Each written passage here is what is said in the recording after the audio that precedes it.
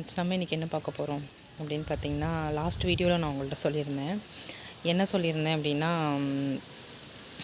நான் எங்கள் வில்லேஜ் வீடுன்னு சொல்லிட்டு போட்டு லாஸ்ட்டாக முடியும் போது ஒரு விஷயத்த சொன்னேன். சத்தியமாக இது நடக்கும், சத்தியமாக இது மாதிரி பண்ணுங்கள், உங்களுக்கும் இந்த மாதிரி நடக்கும்னு சொல்லியிருந்தேன். அதுதான் அதுக்கான வீடியோ தான் இது. என்ன அப்படின்னா, நாங்கள் வந்து போன வருஷம் ஜனவரி 26 தான் குடி போனோங்க, வீடு குடி போனோம். ஏன் 26 போனோம் அப்படின்னா, ஒரு மெமரியாக இருக்கணும்.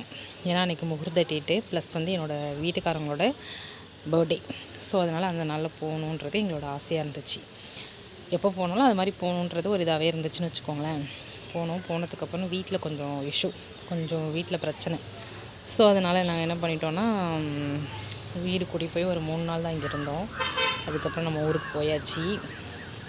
போனதுக்கப்புறம் பார்த்திங்கன்னா, நாங்கள் ஒரு 1 இயர் கிட்ட வீட்டுக்கு இங்கே 8 மந்த் 9 மந்த் கிட்ட நாங்கள் வீட்டுக்கு வரவே இல்லை. அப்படி வராத இருக்கும்போது என்ன நடந்தது தெரியுமா? சென்னையில் இருப்போம். அம்மா வீட்டுக்கு வந்தால் கூட 1 நாள் 2 நாள் தான் தங்குவோம், தங்க மாட்டோம். வீடை ரொம்ப கஷ்டப்பட்டு கட்டிட்டு அங்கே வர முடியலங்கிற வழி 2 பேருக்குமே இருக்கும். எதனால் அப்படின்னா,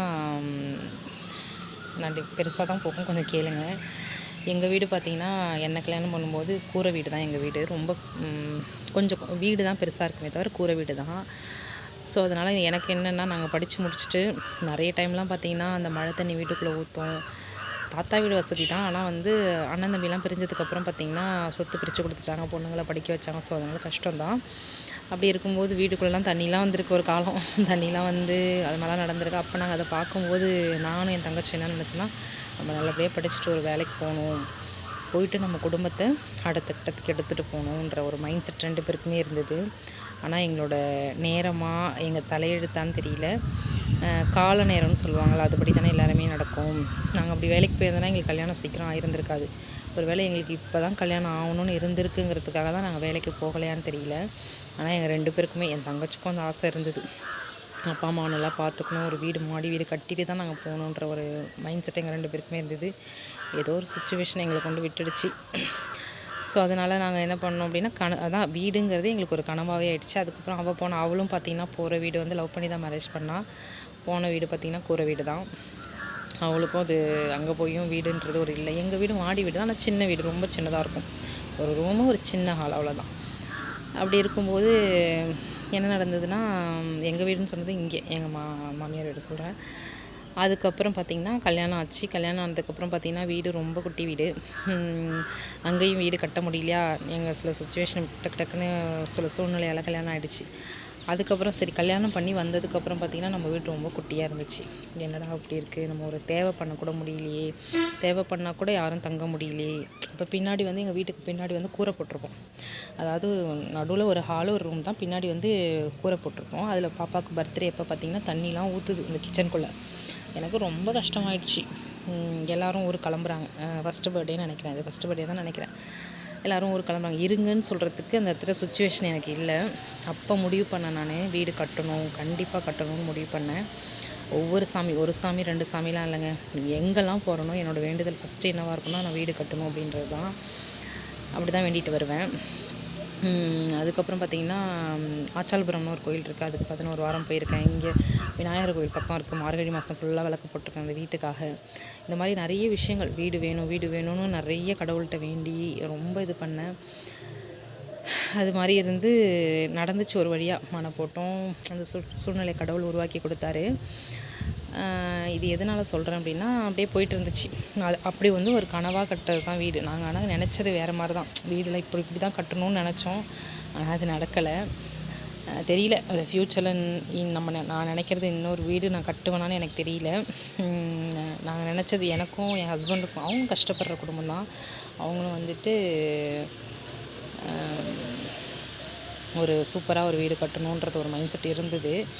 2 பேருமே ரொம்ப யோசித்து பண்ணோம். ஆனால் அவங்க என்ன சொன்னாங்க அப்படின்னா, இப்போதைக்கு நம்ம நேட்டிவில் வீடு வேணான்னு என்கிட்ட சண்டை போட்டாங்க. நம்ம வந்து இப்போ அப்பார்ட்மெண்ட் வாங்கிக்கலாம், அப்புறமா வீடு கட்டிக்கலாம், அதுக்கு ஒரு சூழ்நிலை வரும், இப்போ கட்டிக்கலாம்னாங்க. நான் சண்டை போட்டேன், எனக்கு வீடு வேணும், நம்ம ஒரு பொம்பளை பிள்ளை வச்சுருக்கோம், நாளைக்கு வயசுக்கு வந்தால் நாளைக்கு தேவைப்படணும்னா நமக்கு ஒரு வீடு வேணும் அப்படின்னு சொல்லிட்டு நான் சண்டை போட்டேன். அதுக்கப்புறம் லோன் போட்டு தாங்க நாங்கள் வீடு கட்டணும். பெருசாக எங்களுக்கு பேக்ரவுண்ட்லாம் ஒன்றும் கிடையாதுங்க. லோன் போட்டு தான் வீடு கட்டினோம். ப்ளஸ் என்னோடய ஜுவல்லரி அது நகையெல்லாம் வச்சு தான் போட்டோம், கட்டணும். இப்படி தான் நடந்தது.